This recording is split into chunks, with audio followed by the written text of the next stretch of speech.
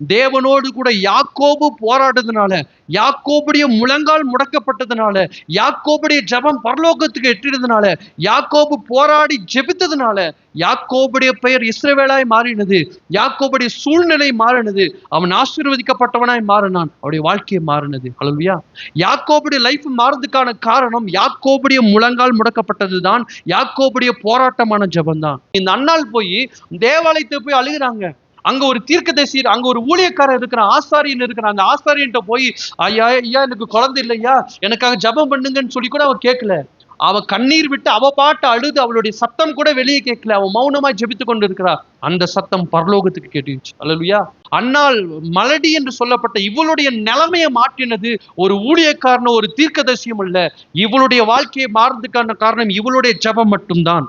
யாபேசுடைய life மாறதுக்கான காரணம் யாபேசுடைய ஜெபம் மட்டும்தான்.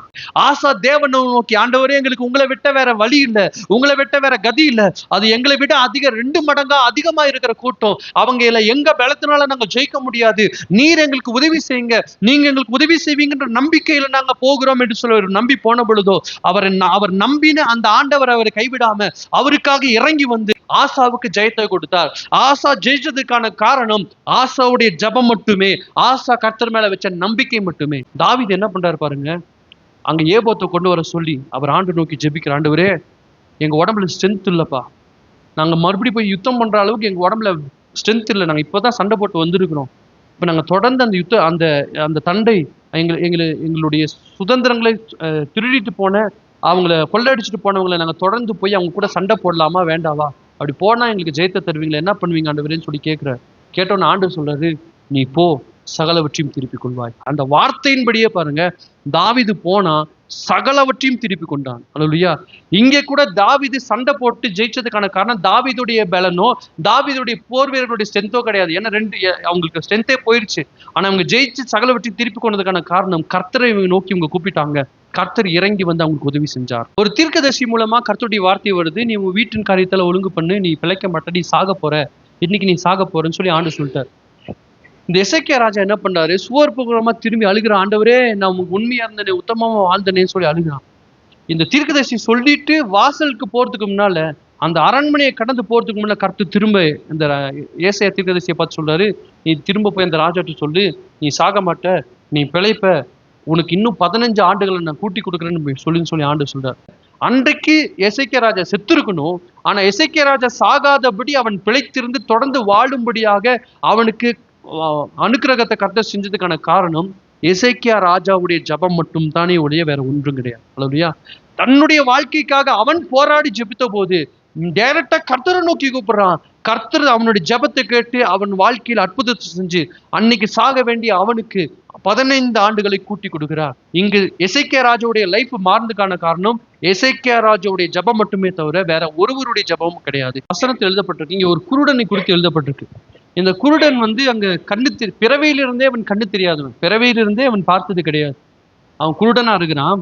அப்போ அந்த இடத்துல இயேசு கிறிஸ்து அந்த வழியா போறான்னு சொல்லி அவன் கேள்விப்படுறான். தாவீதின் குமாரனே எனக்கு இறங்கும் கத்த ஆரம்பிக்கிறான். கத்த ஆரம்பிச்சோடனே சுத்தி இருக்க ஜனங்களாம் அமைதியாரு, சத்தம் போடாது, அமைதியாரு அப்படின்னு சொல்லி எல்லாம் அதட்டுறாங்க. அவன் எதை பத்தி கவலைப்படல, அவன் கத்திக்கிட்டே இருக்கிறான். கத்திட்டே இருந்த உடனே அந்த சத்தம் போய் கர்த்தருடைய காதுல கேட்டுச்சு. ஆண்டவர் திரும்பி பார்க்குற, யாருதான் சத்தம் போடுதுன்னு போது, அப்ப யார் அவன் இந்த மாதிரி குருடன் உங்களை கூப்பிடுறான், அவனை கூட்டிட்டு வாங்கன்றாங்க. எல்லாம் அவன் கையை பிடிச்சு கூட்டிட்டு வராங்க. அவனை ஆண்டவர் பார்த்து கேட்கிறான், உனக்கு என்ன வேணும்னு கேட்கிறாரு. அப்ப அவன் சொல்றான், நான் பார்வை அடைய வேண்டும்.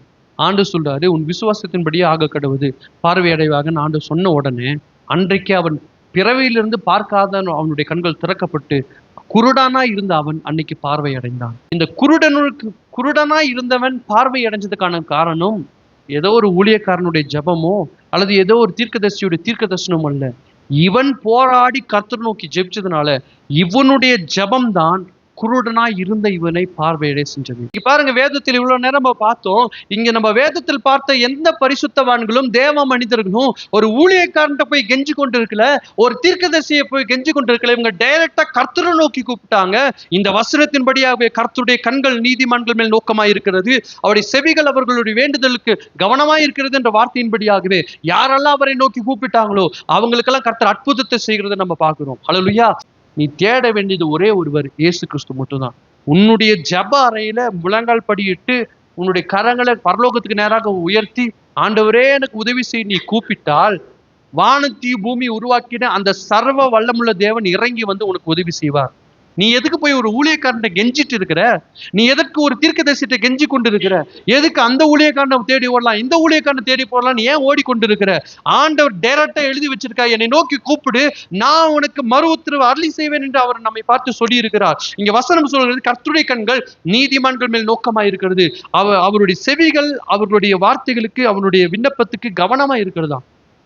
அண்ணாலும் சரி, இந்த யாக்கோபு சரி, இவங்க எல்லாம் கர்த்தரை நோக்கி கூப்பிட்டாங்க. தனிப்பட்ட இவங்களுக்கு யாருமே சொல்லி கொடுக்கல. இவங்களா என் வாழ்க்கை இப்படி இருக்கக்கூடாது, என் ஹிஸ்டரி இப்படி இருக்கக்கூடாது, மாறணும்னு சொல்லி இவங்களா போராடி ஜெபிச்ச போது இவங்களுடைய லைஃப்பை கர்த்தர் மாற்றினாரு. இன்னைக்கு நீ கூப்பிட்டால் ஏன் கர்த்தர் உன் லைஃப் மாற்ற மாட்டார்? ஹல்லேலூயா. அவரால் எப்பேற்பட்ட பிரச்சனையை மாற்ற முடியும், எப்பேற்பட்ட சூழலையும் மாற்ற முடியும். அவர் சர்வ வல்லமுடைய தெய்வம். அவருடைய பேர் எல்சடாய். எல்சடாய் என்று சொன்னால் சர்வ வல்லமுடைய தெய்வம். அவரால் முடியாதது, அவரால் இயலாதது, அவரால் நடத்த முடியாதுன்னு எதுவுமே கிடையாது. அவரால் எதை வேணா செய்ய முடியும். ஆனா நீ நம்பிக்கையோடு கூட கூப்பிடணும். என் அப்பா என் சத்தத்தை கேட்பார், நான் நம்புறேன். என் சத்தத்தை நான் ஆராதிக்கிற ஆண்டவர் என் வாழ்க்கையை மாற்றுவார், என் சத்தத்தை கேட்பார். நம்பி முழங்கால் படிட்டு உன் பிரச்சனை எதுவா இருந்தாலும் கூப்பிட்டு பாரு, அவர் உனக்கு உதவி செய்வார், உனக்கு பதில் தருவார்.